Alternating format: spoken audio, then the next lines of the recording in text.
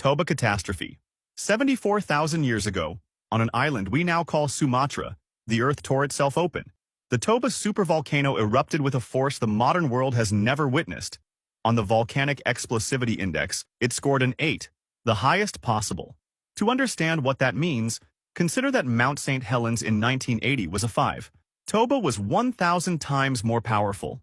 The eruption lasted 2 weeks and ejected 2,800 cubic kilometers of rock, ash, and magma, enough to fill 1 billion Olympic swimming pools. Pyroclastic flows, superheated clouds of gas and debris at 1,100 degrees Celsius, raced down the mountain at 320 kilometers per hour. Everything within hundreds of kilometers died instantly. But that was just the beginning. The ash rose into the stratosphere and spread across the planet. 5 centimeters fell on India, 5,000 kilometers away. Traces reached South Africa, nearly 9,000 kilometers from the blast. For months, the sky turned gray. Sunsets burned an apocalyptic red. Then came the cold. Sulfur dioxide filled the atmosphere, reflecting sunlight back into space. Global temperatures dropped by 3 to 5 degrees Celsius. In the northern hemisphere, some regions cooled by 10 degrees in a single year. Plants died. Animals starved. The volcanic winter lasted years, possibly decades. Humans at that time numbered perhaps a few 100,000, scattered across Africa and parts of Asia. They had no way of knowing what had happened.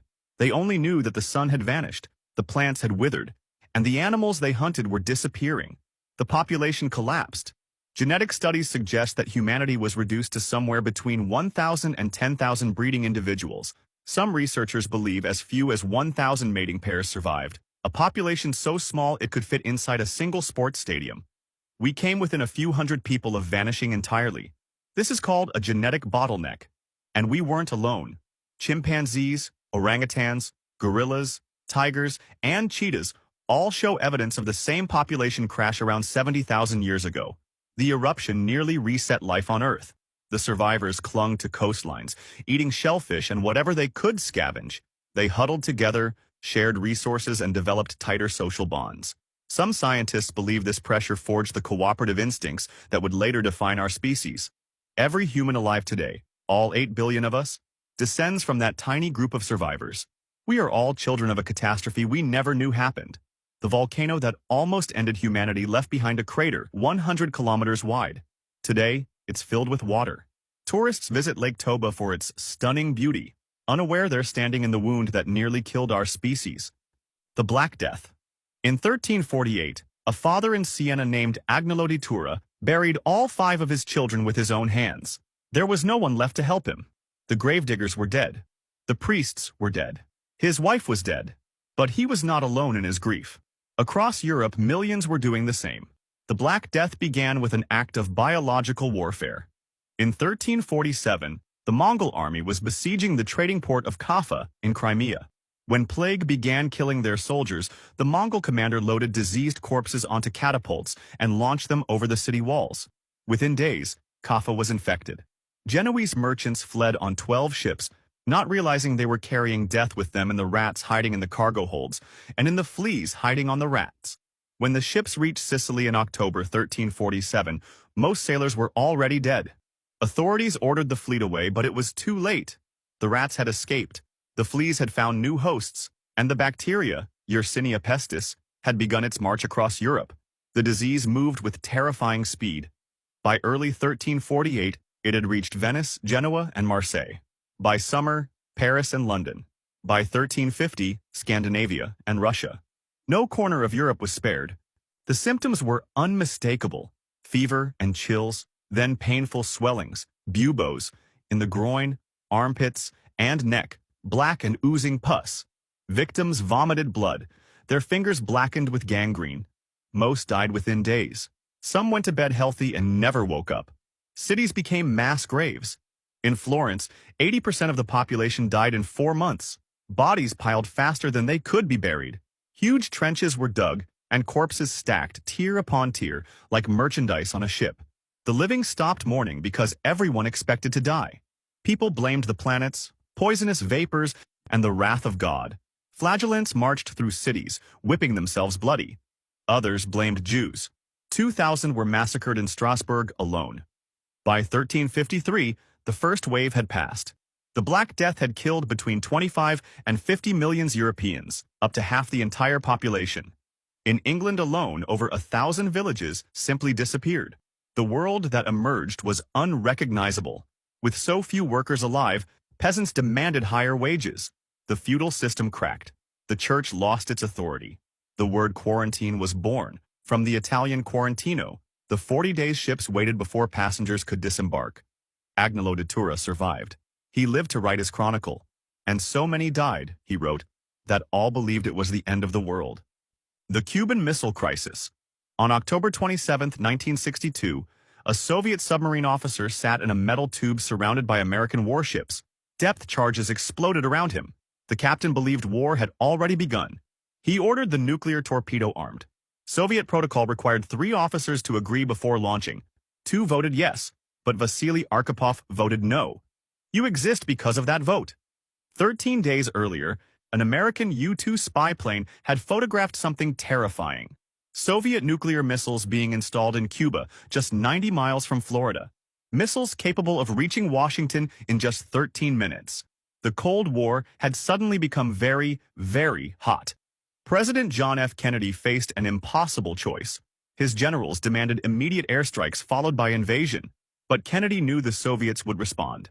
So Kennedy chose a middle path. On October 22nd, he announced a naval quarantine of Cuba. Any Soviet ship carrying weapons would be stopped. American forces went to DEFCON 2. One step from nuclear war. B-52 bombers armed with hydrogen bombs circled the sky around the clock. In Moscow, Khrushchev called the quarantine an act of aggression. So Soviet ships continued toward Cuba. In Havana, Fidel Castro urged Khrushchev to launch a preemptive nuclear strike, but Khrushchev ignored him. Then came October 27th, the Black Saturday. A Soviet missile shot down an American U-2 over Cuba. The pilot, Major Rudolph Anderson, became the crisis's only combat fatality. Kennedy's generals demanded retaliation, but he refused. One more chance for diplomacy. That same day, 400 feet beneath the Caribbean, submarine B-59 was dying. American destroyers had dropped depth charges for hours. The sub couldn't surface to receive radio signals. The air was running out. Captain Valentin Savitsky was convinced World War III had started. "We're going to blast them now," Savitsky shouted. "We will die, but we will sink them all." The B-59 carried a nuclear torpedo with the explosive power of Hiroshima. The captain voted to launch. The political officer voted to launch. But Vasily Arkhipov refused. He argued with Savitsky until he agreed to surface instead. The world never knew how close it came.